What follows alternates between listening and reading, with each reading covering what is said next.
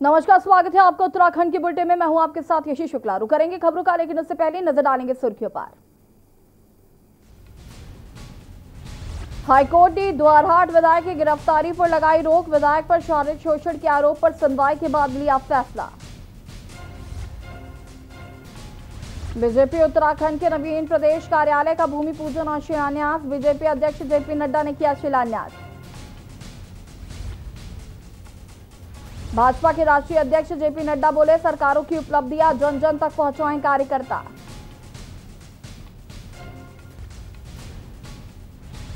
BJP के नवीन प्रदेश कार्यालय का भूमि पूजन। सीएम ने कहा कि पार्टी का नया भवन संस्कृति और वास्तुकला की झलक को प्रदर्शित करेगा। कर्मचारियों के उत्पीड़न के खिलाफ हरीश रावत ने की सिडकुल की परिक्रमा। कहा, भाजपा के शब्दकोश में मजदूर नहीं। सेना का चिनूक हेलीकॉप्टर पहुंचा केदारनाथ। क्रैश हुए MI-17 का केविन पहुंचाए गोचर। आप देख रहे हैं के न्यूज, खबरों का सारथी। और अब बढ़ेंगे खबरों में। खबर नैनीताल से है। उत्तराखंड हाईकोर्ट ने द्वाराहाट के विधायक पर शारीरिक शोषण करने के मामले पर अपनी गिरफ्तारी व FIR को निरस्त करने को लेकर दायर याचिका पर सुनवाई करते हुए विधायक महेश नेगी की गिरफ्तारी पर रोक लगा दी है। साथ में कोर्ट ने सरकार एवं याचिकाकर्ता से 3 सप्ताह में प्रति शपथ पत्र पेश कर जवाब दाखिल करने को कहा है। मामले की सुनवाई के लिए कोर्ट ने 3 हफ्ते बाद द्वाराहाट विधायक महेश नेगी ने याचिका दायर कर देहरादून के नेहरू कॉलोनी में दर्ज FIR को निरस्त करने व अपनी गिरफ्तारी पर रोक लगाने की मांग की है।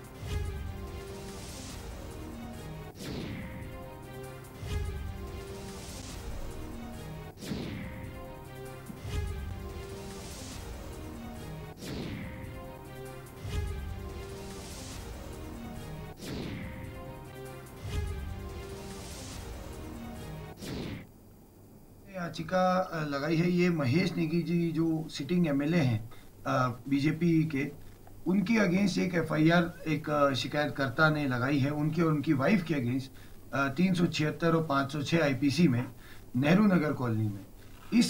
हमने जो याचिका लगाई, इस याचिका में हमने यह तथ्य लाए कोर्ट के आगे कि ये सारी जो इसमें एलिगेशन है ये सब मनगढ़ंत और फर्जी हैं।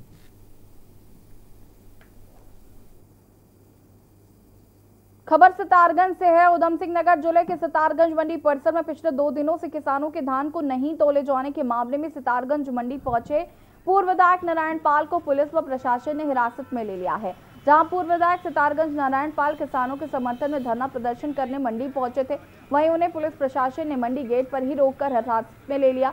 बता दें कि मंडी समिति अधिकारियों, RFC व व्यापारियों के गठजोड़ के चलते किसानों का शोषण हो रहा है, जिसके विरोध में सितारगंज मंडी में विधायक अपने प्रस्तावित कार्यक्रम के तहत धरना प्रदर्शन के लिए आए थे, लेकिन पुलिस ने उन्हें हिरासत में ले लिया।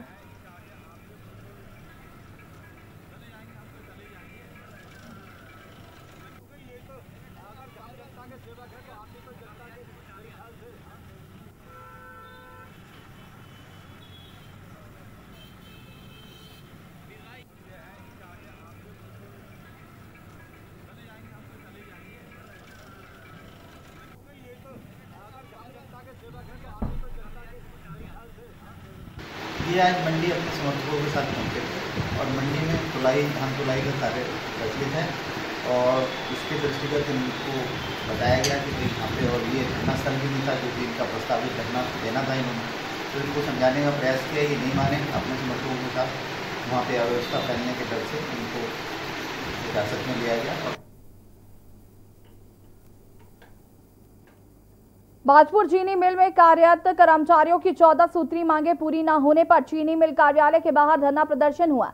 इस दौरान कर्मचारियों ने जल्द ही मांगे पूरी न होने पर 1 नवंबर को टूल डाउन हड़ताल करने की चेतावनी दी। बता दें कि भाजपुर चीनी में मिल कर्मचारियों द्वारा विगत लंबे समय से मिल में रिक्त पदों पर फिटमेंट प्रक्रिया प्रारंभ करने, बकाया छुट्टियों का भुगतान करने, ओवरटाइम का भुगतान करने, श्रमिकों के बढ़े हुए वेतन के एरियर का भुगतान, कर्मचारियों के आवासों की मरम्मत कराए जाने समेत 14 सूत्री मांगों को लेकर स्थानीय चीनी मिल प्रशासन और सरकार से मांग की है।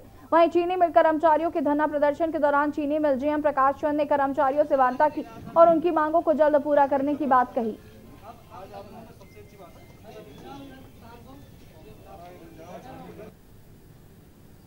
वो बहुत बेहतर प्रबंधन करने के लिए, आर्थिक प्रबंधन प्रबंधन करने के लिए सीए होता है, चार्टर्ड अकाउंटेंट। उत्तराखंड क्रांति दल ने डोईवाला में पानी की समस्या और अधिक बिल की समस्या पर जल संस्थान में प्रदर्शन किया और अधिकारियों को ज्ञापन देकर समस्याओं के समाधान की मांग की।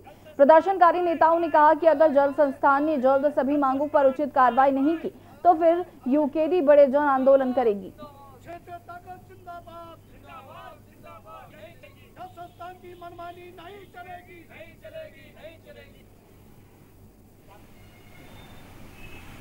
हमारे यहाँ एक कहावत है ना कि चावल पक गया ये देखने के लिए केवल एक चावल तो कटोला जाता है ऊपर का, तो ये ऊपर का चावल है। पूरे राज्य के अंदर यही स्थिति है जो यहाँ है, इससे भी बदतर है। जब उनकी खुद की विधानसभा में यह हालत है तो बाकी विधानसभा में तो और भी दुर्गति हो गई।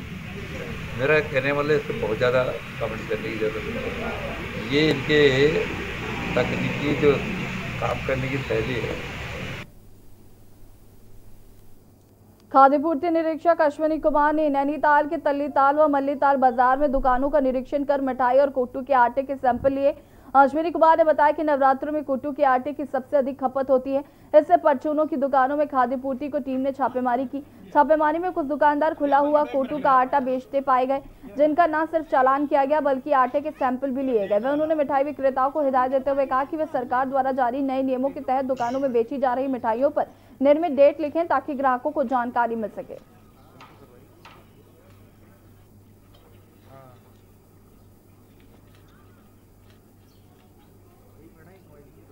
आज जो छापामारी चल रही है नवरात्र को विशेषकर रखते हुए जो व्रत में लोग कुट्टू का आटा का प्रयोग करते हैं ज़्यादातर, उसको मिलावटी के दृष्टिकोण से, जिसमें एक शिकायत भी हमारे रुड़की हरिद्वार जिला से प्राप्त हुई है, तो दृष्टिकोण में हमारे शासन से प्राप्त निर्देशों के आधार पर ये आज हमने चेकिंग अभियान शुरू किया है।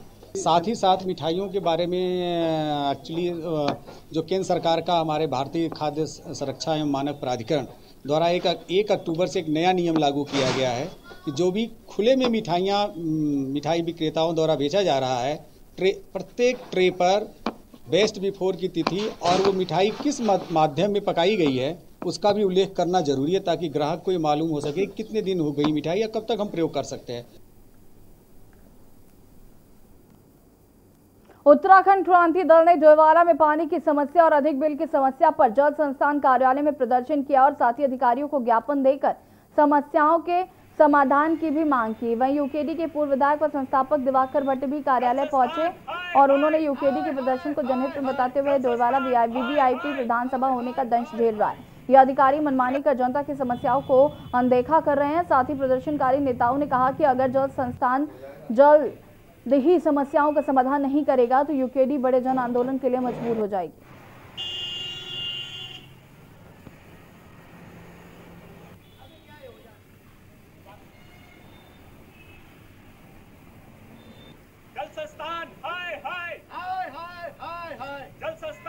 हमारे यहाँ एक कहावत है ना कि चावल पक गया ये देखने के लिए केवल एक चावल तो कटोला जाता है ऊपर का, तो ये ऊपर का चावल है। पूरे राज्य के अंदर यही स्थिति है जो यहाँ है, इससे भी बदतर है। जब उनकी खुद की विधानसभा में यह हालत है तो बाकी विधानसभा में तो और भी दुर्गति हो गई।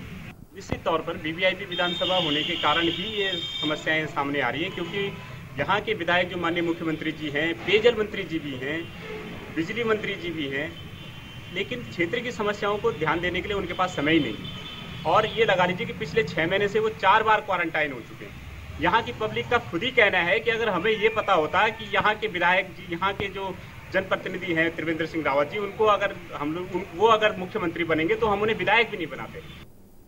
उत्तरकाशी में राष्ट्रीय राजमार्ग दिल्ली यमुनोत्री पर नगर पालिका परिषद बड़कोट में सड़क चौड़ीकरण न होने से दिन प्रतिदिन जाम लग रहा है। बड़कोट बाजार यमुनोत्री धाम का मुख्य पड़ाव है। पहले से ही सड़क की हालत खराब है। रात दिन वाहनों की संख्या में इजाफा होने से लोग परेशान हैं। शहर में गाड़ियों की लंबी लंबी कतारें लगने से यात्रियों व स्थानीय लोगों का काफी वक्त बर्बाद होता है। पुलिस प्रशासन को जाम से निपटने में भारी दिक्कतें आ रही।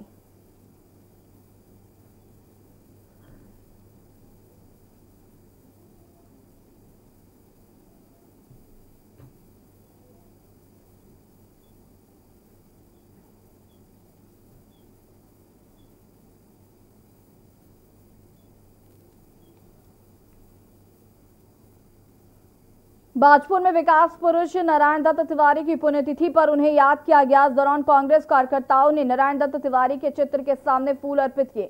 बता दें कि कांग्रेस कार्यकर्ताओं ने पूर्णानंद तिवारी पुस्तकालय में नगर पालिका अध्यक्ष गुरजीत सिंह के नेतृत्व में विकास पुरुष के नाम से जाने जाने वाले नारायण दत्त तिवारी की पुण्यतिथि मनाई। इस दौरान गुरजीत सिंह ने कहा कि नारायण दत्त तिवारी ने अपने कार्यकाल में कभी भी विकास के पहियों को जाम नहीं होने दिया। यही कारण है कि उन्हें विकास पुरुष के नाम से भी जाना जाता है। उन्होंने ये भी कहा कि तराई से लेकर पर्वतीय क्षेत्रों में नारायण दत्त तिवारी ने अपने कार्यकाल के दौरान विकास किया है, जिसका नतीजा है कि लोग उन्हें आज भी याद करते हैं।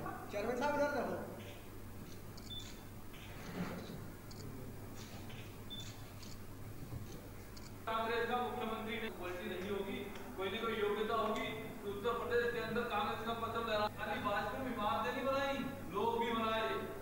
जो कभी सड़कों पे बैठते थे, जो कभी 1-2 बीघा जमीन जोतते थे और वहां शेड्यूल लगा हुआ है, वो भी एनटी तिवारी जी। बड़कोट तहसील मुख्यालय से लगभग 10 किलोमीटर दूरी में 415 लाख की लागत से बनाई जा रही कंसेरू मोटर मार्ग का डामरीकरण का कार्य प्रगति पर है, लेकिन विभाग व ठेकेदार की मिलीभगत से सड़क पर सही तरीके से डामर बिछाया नहीं जा रहा है। बता दें कि ग्रामीणों ने घटिया गुणवत्ता को लेकर संबंधित अधिकारियों पर गंभीर सवाल उठाने शुरू कर दिए हैं। ग्रामीणों का कहना है कि ठेकेदार विभागीय मानकों को ताक पर रखकर घटिया गुणवत्ता से सड़क निर्माण कार्य कर रहा है। निर्माण कार्य में तारकोल के नाम पर सिर्फ डामर को काला रंग दिया गया है, जो कि बिछाने के दूसरे दिन से ही उखड़ना शुरू हो गया। अब देखना होगा कि आखिरकार सरकारी मशीनरी कब तक पूरे मामले का संज्ञान लेती है।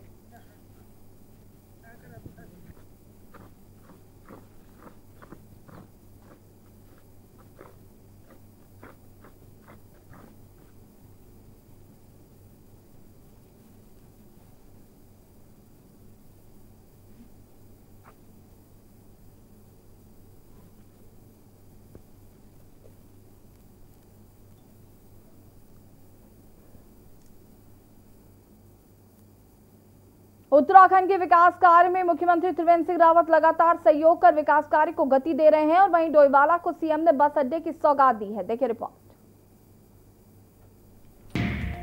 त्रिवेंद्र संग बढ़ता उत्तराखंड, उभरता उत्तराखंड। डोईवाला को सीएम की सौगात। बस अड्डे से मिलेगी विकास को रफ्तार।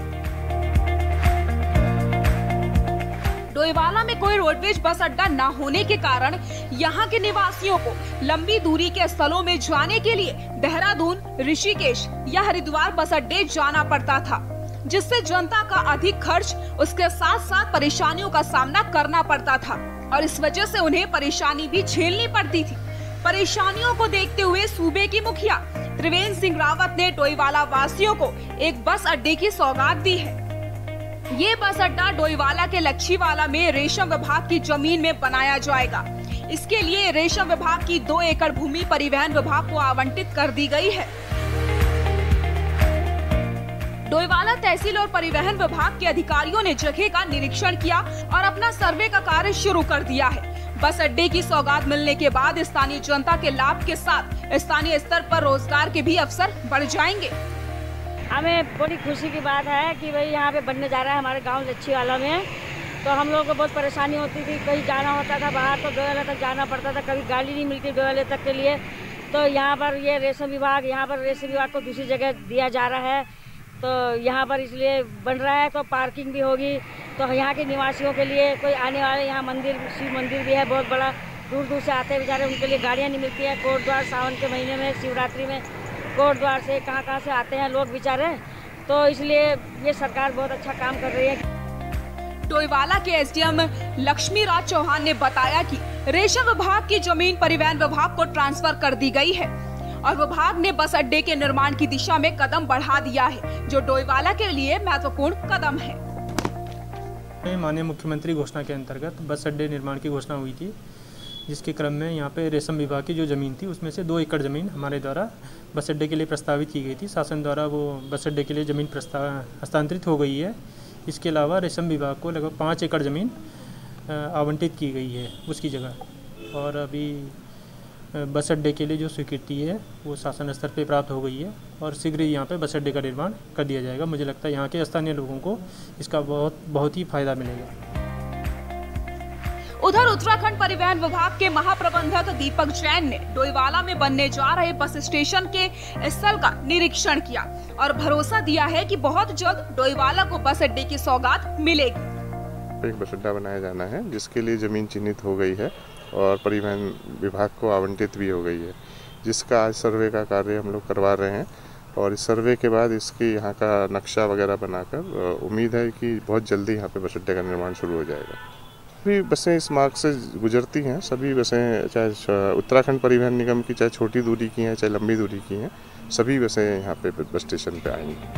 डोईवाला के विकास में मुख्यमंत्री लगातार सहयोग कर रहे हैं, विकास कार्य को गति दे रहे हैं और उन्हें पूरा करने की कोशिश में लगे हुए हैं। तो वहीं चुनाव के समय किए गए अपने वादों को निभाने के लिए भी मुख्यमंत्री लगातार प्रयासरत हैं। डोईवाला में एक के बाद एक तमाम घोषणाएं धरातल पर उतरने लगी हैं, जिसका लाभ क्षेत्र को भी मिल रहा है। मुख्यमंत्री के कार्यों से लोगों में जहां खुशी है तो वहीं उत्साह भी है, क्योंकि बस अड्डे की सौगात डोईवाला की जनता के लिए बहुत बड़ी सौगात है। क्योंकि बस अड्डे की सौगात डोईवाला की जनता के लिए बहुत बड़ी सौगात है।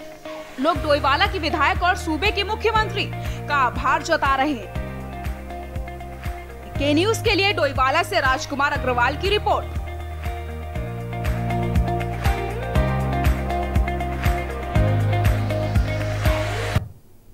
और यहाँ पर वक्त हो गया एक छोटे से ब्रेक का, जल्द हाजिर होंगे।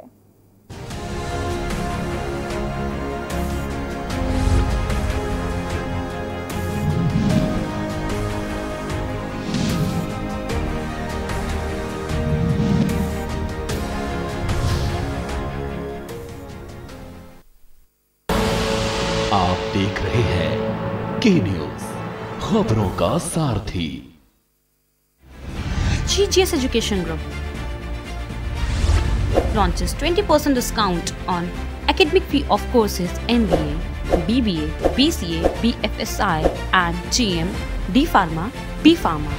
Offers best infrastructure, best transport facility, best academic service and best placement service. Register today to avail 20% discount. Call 9971 496 497 or visit the campus Kanpur Lucknow Highway near Unnao. GGS Education Group. Corona संकट काल में के news India की देशवासियों से appeal है कि हम जाति धर्म को भूलकर कोरोना को हराने में एक साथ खड़े हों। जरूरतमंदों की मदद करें। कोरोना के खिलाफ जंग में हम अपना योगदान दें। हम सब मिलकर लड़ेंगे और मिलकर जीतेंगे। आप देख रहे हैं के न्यूज, खबरों का सारथी।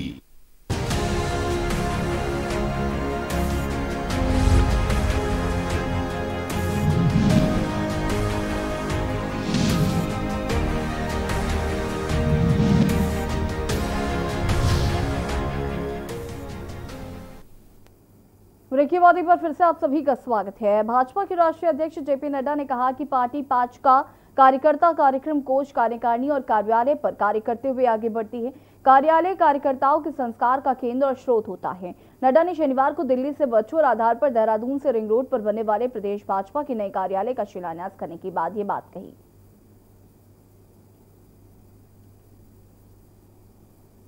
माता की भारतीय जनता पार्टी, भारतीय जनता पार्टी। धन्यवाद। भारतीय जनता पार्टी उत्तराखंड प्रदेश के प्रदेश कार्यालय के भूमि पूजन और शिलान्यास कार्यक्रम में हमारे मध्य अपना आशीर्वाद और मार्गदर्शन देने पहुंचे पार्टी के राष्ट्रीय अध्यक्ष आदरणीय जगत प्रकाश नड्डा जी, भारतीय जनता पार्टी के प्रदेश के आदरणीय अध्यक्ष श्री बंशीधर भगत जी और कार्यालय निर्माण की जिम्मेदारी केंद्र की ओर से जिनके पास है, ऐसे हमारे राष्ट्रीय महामंत्री आदरणीय अरुण सिंह जी,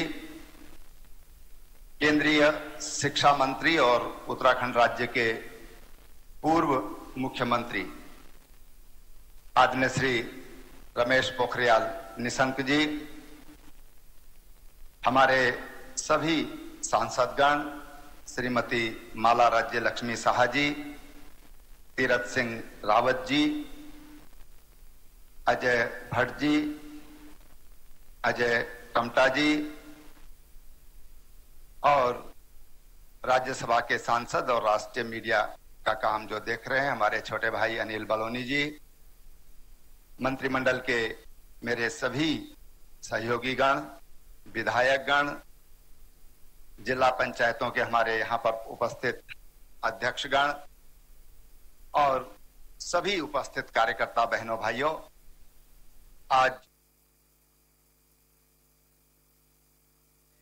शुभ अवसर पर हमारे प्रदेश कार्यालय का आज यहाँ पर शिलान्यास और भूमि पूजन का कार्यक्रम संपन्न हुआ है।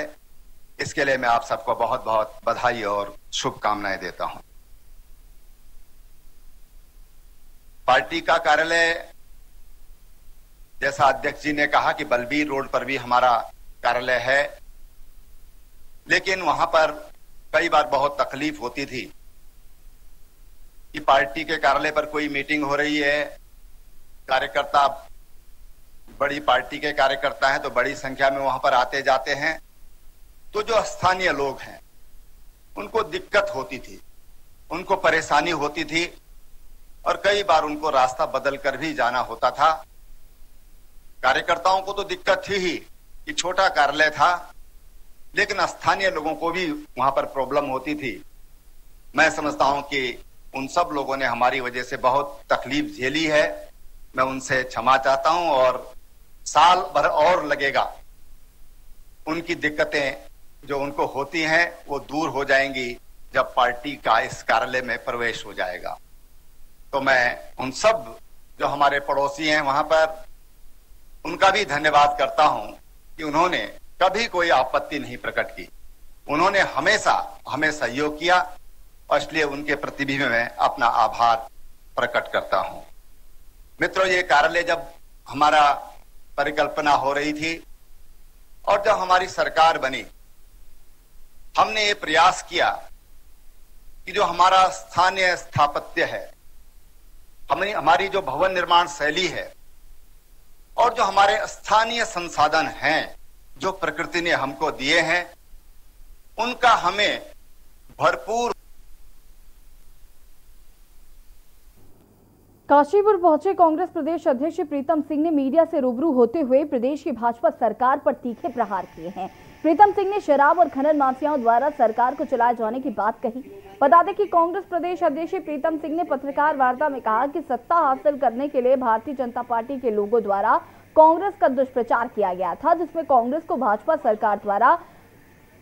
भाजपा द्वारा खनन माफियाओं से लिप्त होने की बात कही थी। लेकिन सत्ता में आने के बाद भारतीय जनता पार्टी द्वारा नदियों से खनन करने की तिथि बढ़ाई गई। उससे प्रतीत होता है कि सरकार खनन माफियाओं से मिली हुई है। उन्होंने कहा कि वर्तमान में भारतीय जनता पार्टी अपने ही कार्यकर्ताओं को अवैध खनन करने की अनुमति दे रही है। उन्होंने भाजपा के कार्यकर्ताओं पर अवैध खनन करने का आरोप लगाया। साथ ही उन्होंने कहा कि भाजपा सरकार को खनन माफिया और शराब माफिया ही चला रहे हैं और यही कारण है कि सरकार अवैध खनन पर रोक नहीं लगा पा रही। कि वो माननीय अध्यक्ष जी और हमारे बीच में उपस्थित दर्जा राज्य मंत्री संजय, सत्ता हासिल करने के लिए भारतीय जनता पार्टी के लोगों ने इस प्रदेश के लोगों को गुमराह करने का काम किया। हर क्षेत्र में उन्होंने बहुत सारे वादे लोगों से किए, लेकिन उन वादों पर सरकार खरी नहीं उतरी है। वर्तमान समय में जो खनन का जिक्र आपने किया, निश्चित रूप से कहना चाहता हूं कि आज उस अवैध खनन करने में जो है तमाम भारतीय जनता पार्टी के लोग लाभबद्ध है। बेरीनाग में केंद्र सरकार की अंजम निकास योजना के तहत रायागढ़ कस्बे में जनहित केंद्र का ब्लॉक प्रमुख विनीता बाफिला ने उद्घाटन किया। इस दौरान विनीता बाफिला ने कहा कि केंद्र के खुलने से लोगों को सस्ते दाम पर दैनिक उपयोगी सामान और स्थानीय स्तर पर होने वाले उत्पाद की बिक्री भी यहां से हो सकेगी। लोगों से इस केंद्र से सामान खरीदने की अपील करते हुए उन्होंने कहा कि भविष्य में विकासखंड के सभी क्षेत्रों में इस तरह के केंद्र खोले जाएंगे। आपको बता दें कि पिथौरागढ़ जनपद में अभी 4 केंद्र खुल चुके हैं।